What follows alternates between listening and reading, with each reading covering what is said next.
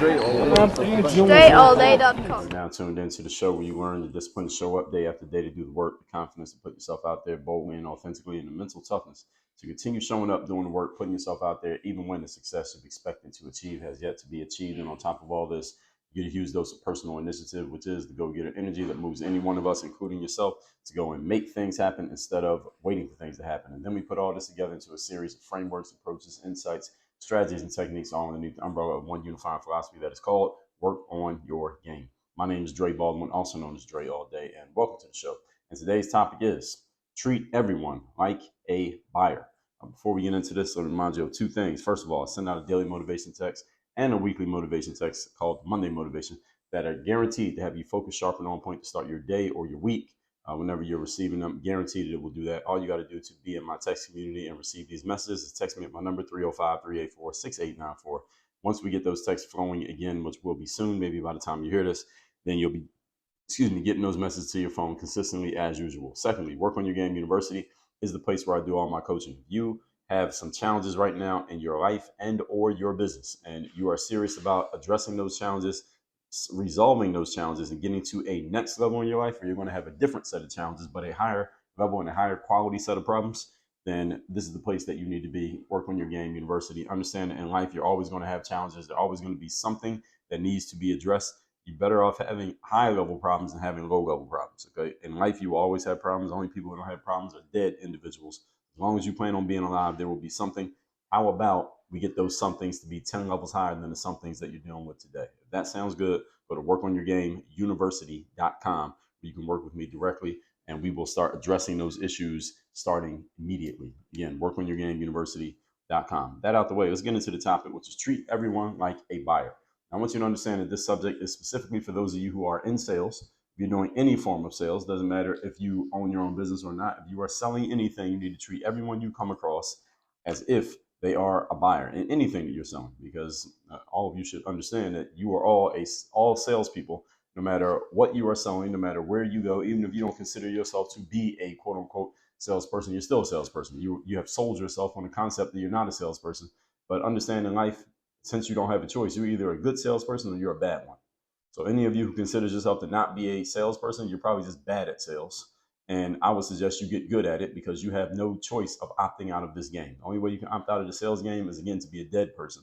And I don't think you're ready to die yet. So you need to treat everybody like a buyer of whatever it is that you're selling until or unless they show you that they're not. I'm going to explain that here today. Now, I've written an article about this subject, and I mentioned it in my series where I talked about how everything you believe about marketing is wrong. Any of you who did not listen to the episodes in that series, the first episode of that series, and that was a pretty long series that I did, started in episode number 2821. It was a 7-part series. So again, you can hear that starting at episode 2821. Everything you believe about marketing is wrong. And I'll tell this story that I told you that I have mentioned a few times and I wrote an article about. Let me tell the story again briefly. I went into this store down here in Miami that is called Suit Supply. I don't know if any of you are familiar with the Suit Supply brand. I was looking them up the other day. Let me see if I can find them again, because they are not, they are a chain, I guess, but I don't think they have a ton of locations. But let me see where their locations are, because I was looking at this one day when I was looking around on their site. And Suit Supply's locations are, where is it? Plan your visit, custom suits, shipping and delivery. There's somewhere on this website. Let me see if I can find it. So here it is. So Suit Supply locations. According to this website, they have a location in, okay, now I'm pulling up all their locations. Okay, actually they have a fair amount. So many of you may know about them. They're usually, looks like they're located in big cities. So Atlanta, Austin, Texas, Boston, Chicago, Dallas, Denver, Minneapolis, Greenwich, Connecticut, Houston, King of Prussia Mall, which is outside of Philadelphia, Venice, a couple locations in LA, Vegas, Miami Beach. They have a couple locations, one in the city, one in Miami Beach, a couple in New Jersey, several in New York, a whole bunch in New York, another one in Philadelphia, the city. So they're in actually a whole bunch of places. Many of you probably are familiar with them, especially those of you who are suit wearers. So I went to this Suit Supply store in Miami, and the day that I went in the store, I was dressed casually. I was not wearing a suit. I was wearing a white t-shirt, some basketball shorts, some Jordan sneakers. And the salespeople in the store saw me. They recognized me. They acknowledged my presence by saying hello, but nobody tried to sell me anything. They did not try to sell me a suit. And my assumption is that they didn't try to sell me a suit because based on the way I was dressed that day, I did not look like a person who might even be a wearer or a purchaser of suits. Little did they know, had they actually tried to sell me something, I would have bought a suit that day. Had anyone even made an attempt and been even half decent at selling me something, I would have bought a suit, not because I was in desperate need of buying a suit that day, but because I had always wanted to see what the cut of Suit Supply's suits were and see if they just fit my body type the right way. So any of you men out there who is looking for a suit, or you're considering getting into wearing suits, or at least having a suit that you feel makes you look good, understand that different cuts come out different ways. Not every suit cut is designed for everyone's body. Different body types require different styles of suits. My body tends to fit best with the European cut suits. So even though I believe Suit Supply is an American-based company, I don't know how I would find that out. I think they are an American-based company. Well, let me see. I'm on their website right now, so I'm going to the page that says Our Story, and let's see what we can find out about their story. So, it's a marketing defining brand showing strong international growth, but international doesn't say where they're actually based out of, where they started at. So, they have a link here for corporate social responsibility. That's a topic that I addressed and trashed a few episodes ago. We won't get into that here today. So it says they're a longstanding member of the European Fair Weather Foundation. It doesn't actually tell us anything. So let's see. Let's go to contact. So they have a European headquarters in Amsterdam, and they have an American headquarters in New York. Actually, I think Suit Supply may be a European company.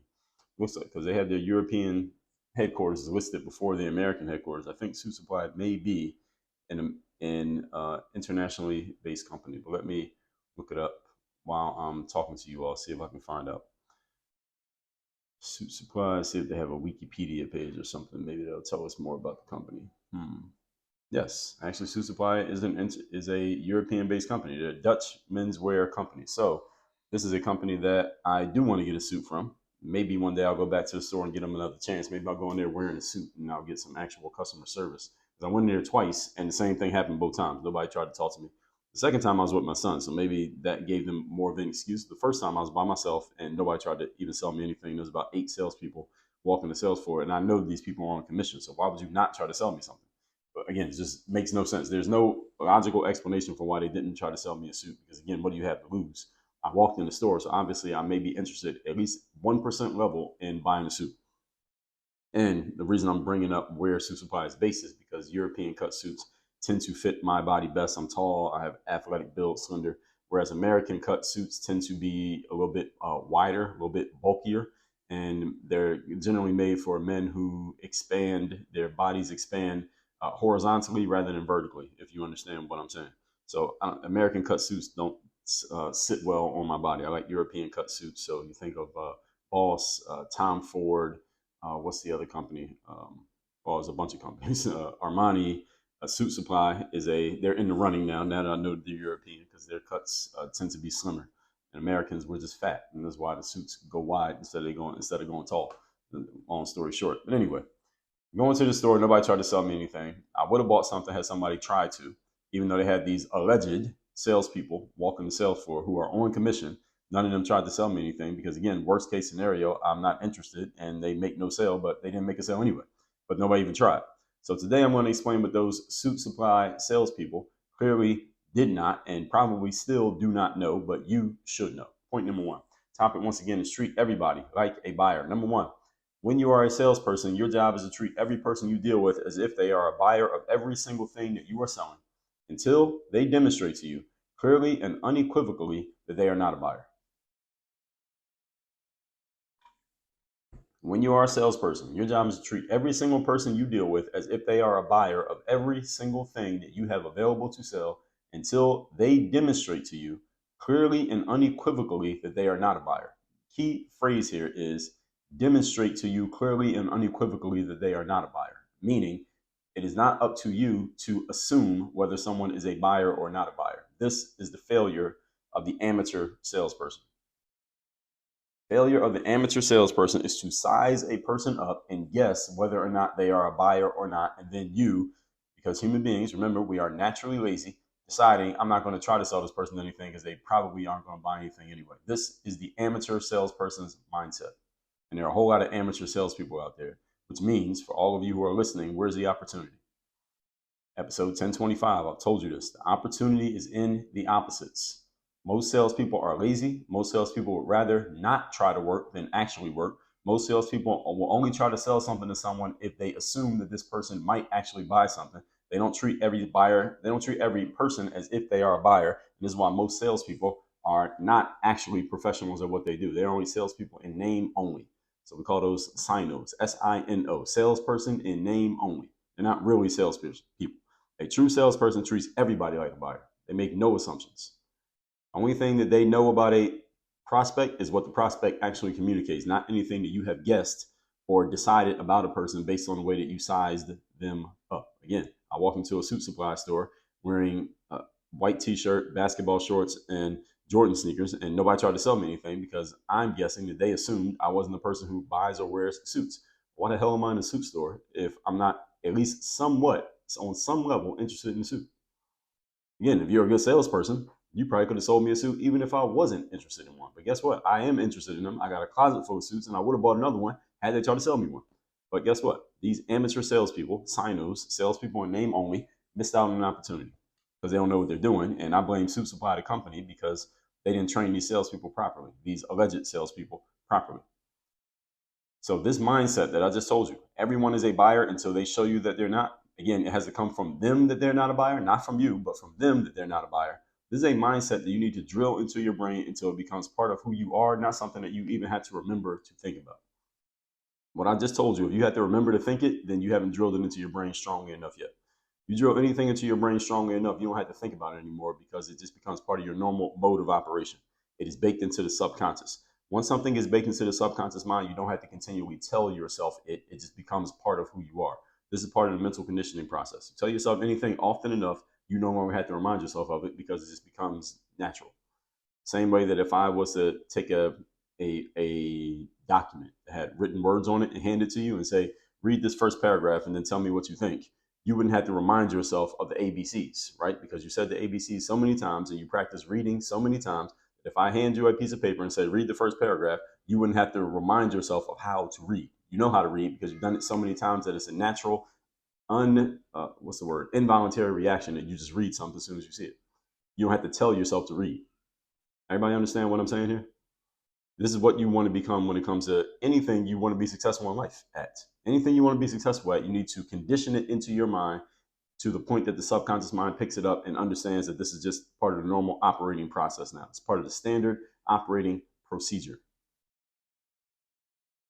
Salespeople think like salespeople all the time, not just when they're reminded to think like a salesperson. If you're a true salesperson, you are always thinking like a salesperson. You're always looking for the opportunity to make a sale because that's what a salesperson does. They sell things. Everybody understand? Salespeople sell stuff. You don't look at someone and size them up and say, I wonder if this person will buy something or not. That's not the mindset of a salesperson. That's the mindset of an amateur. Mindset of a salesperson is every single person I meet is a potential buyer. And you treat them like a buyer until they show you that they're not a buyer. And this is the reason many sales get missed out on. And this is hurting the economy. The reason the economy gets faster or slower is because there are more or less transactions taking place. That's all the economy is, folks. It's just transactions taking place. So when salespeople like you fail to do your job as a salesperson, you are hurting the economy because the economy doesn't go as fast because there are fewer transactions taking place because you didn't do your damn job of selling something. This is what happens. So y'all think the economy is slowing down is because of the president or some laws getting passed in Congress or something that 2 presidents ago did or something that some billionaire sitting on Wall Street is doing. No, it's because of everyday people who have jobs calling themselves salespeople are not doing your job of making the money flow. And the way money flows is when it comes out of one person's pocket, it goes into another person's pocket. And that only happens when a salesperson does their damn job and sells something. So how many of you salespeople are not doing your job? You're the reason the economy gets slow. So any of you complaining about the economy, look in the mirror. When you're a salesperson, everybody's a buyer.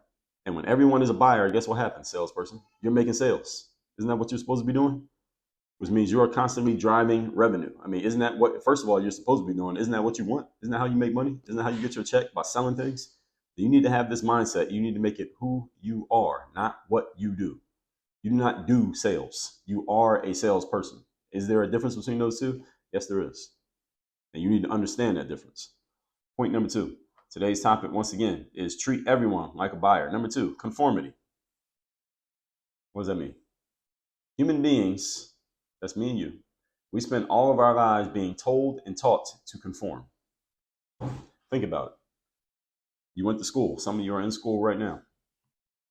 At school, what are you taught to do? Conform. Sit down in your seat, shut up, and wait till the teacher tells us what to do or what to listen to or what to read, or they start preaching and lecturing and you're supposed to sit there and take notes, right? That's conformity.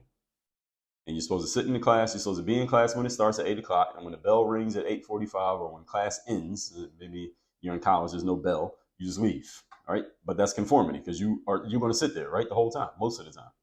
At home, you are taught to conform. If your parents had any sense, they taught you to conform, all right? This is the time you go to sleep. These are the chores that you got to do. Here's what time your curfew is. Here's the stuff that you can do. Here's the stuff that you can't do. Your parents are teaching you to conform.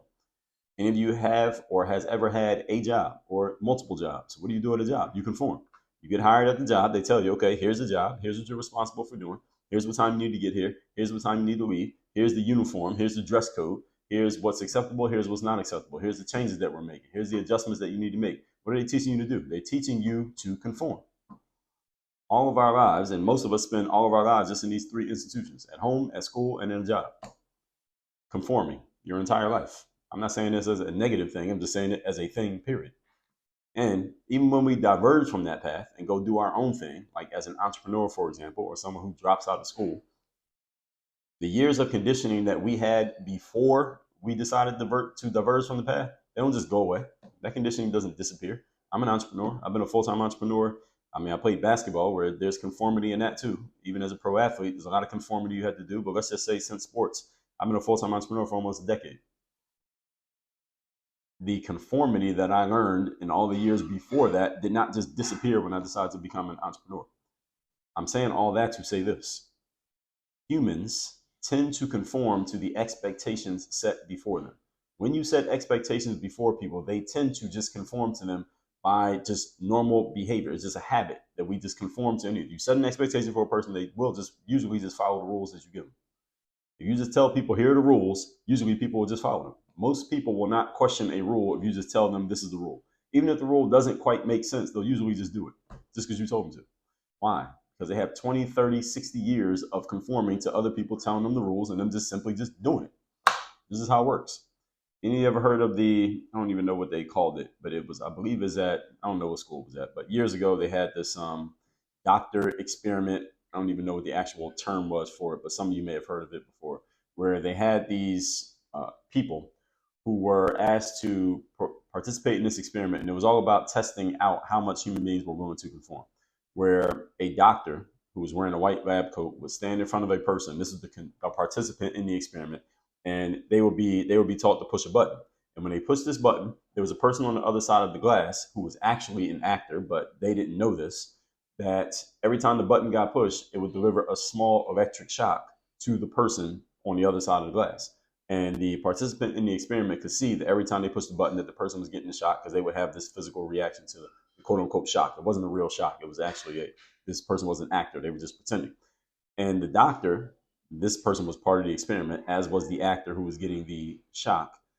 The doctor would tell the participant in the experiment to keep pushing the button to deliver higher levels of electric voltage in the shock to this person on the other side of the glass. And the participant in the experiment could see that the more that they delivered the shock, that the more it was hurting the person who was receiving the shock. And of course, people don't want to give shocks to other people. I mean, you're hurting another person. Why would you keep doing this? But because the doctor, or the scientist, maybe it was a scientist, whatever, but this person who looked official was telling the participant to do it, they kept doing it. And people just kept giving higher and higher levels of electric shock to this person on the other side of the glass, not because they thought it was a good idea, but because someone who appeared to be in a position of authority was telling them to do it. And the whole point of the experiment was to demonstrate how much human beings are willing to conform, even when they're conforming to doing something that they know in their mind is not the right thing to do. So most people, when you tell them to do something, they usually will just do it. Why? Because you told them to. And especially if you can position yourself as a person of authority, people will just do what you tell them to do. And as a salesperson, you should be in a position of authority. If you know your stuff, you know what you're selling, and you can communicate uh, effectively and confidently, people will usually just follow what you tell them to do. People conform to the expectations set before them. So if you set before someone an expectation that they're going to do what you tell them to do, guess what? They'll do it. Magic formula. It takes conscious effort to not conform. There are many times in my life when I don't conform with things. I have a higher level on those big five personality traits, which we talked about a few days ago. I'm high on the end of disagreeableness. I mean, I just disagree with general conformity for the most part, but I still conform to many things. There's still rules that I follow. I still do stuff that other people do. Not conforming takes, again, conscious effort. And we all know that conscious effort means mental work. And what have I told you over and over again? People are lazy. So that's why most people just conform, because it's easier. It takes less effort to just conform. So what does this mean for you as a salesperson? It means that if you treat every person you deal with as if they will buy from you, they will behave according to the expectation you have put on them. In other words, they will buy. Now, some of you may be listening to this and saying, Dre, it can't possibly be that simple. Well, it ain't for you because you haven't done this before. But I guarantee you, if you start using it, it will be this simple. If you treat people as if they're going to buy, they usually buy. Meaning, you need to show up with the expectation that every person you deal with, salesperson, is going to buy. Meaning, when someone doesn't buy, that's the exception. Not the exception when they do buy, it's the exception when they don't buy. That's the mindset that a salesperson has, like at least a good one. So if you're in sales, try this out with the next person you talk to.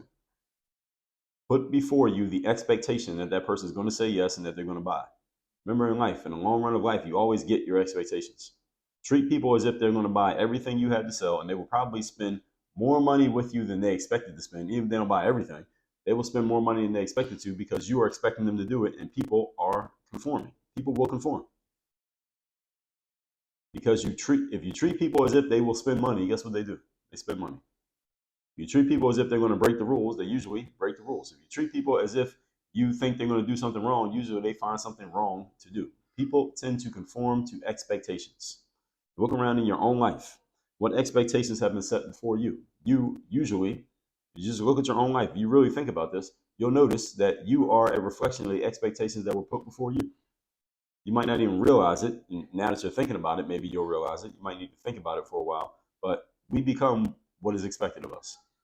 And if you want to change what you get in life, all you need to do is change the expectations you have of yourself. That goes back to your mental conditioning. It seems paradoxical and almost too simple to be true, right? What I just said. But go ahead and try it and let me know what happens. Expect something of someone, they usually do it. Point number 3. Today's topic, once again, is treat everyone as if they are a buyer. Number 3. Your job as a salesperson is not to gauge, guess, assume, or decide for another person what they have access to, what they will buy, or what they value. That is not your job. I have to repeat this. Your job as a salesperson is not to gauge, guess, assume, or decide for another person what they have access to, what they will buy, or what they value. That's not your business. Your business is to present what you have, share the values and the benefits of what you have, and to ask for the sale. At which point your prospects decide what they want to do. It's not your job to decide what they want to do or what they will do or what they could do or what they should do. It's your job to present what you have, share the values and benefits of it, and then ask for the sale and let them answer the question. It's not your job to decide whether or not they have it, whether they will spend it, whether they value it, whether it's worth it for them. Those are not your jobs to do. And many of you amateur salespeople, you spend way too much time trying to do these things. This is the reason why your sales are suffering. Because you're doing jobs that aren't your job. I just told you what your jobs are. I gave you the whole list. Present, share, ask. That's it. You're not in the guessing game. You're not in the evaluation game. You're not in the assumption game. Don't make assumptions. You know what they say about assumptions? You make an ass of you and me. The word assume. ASS, ass of you, the letter U, and me, M-E.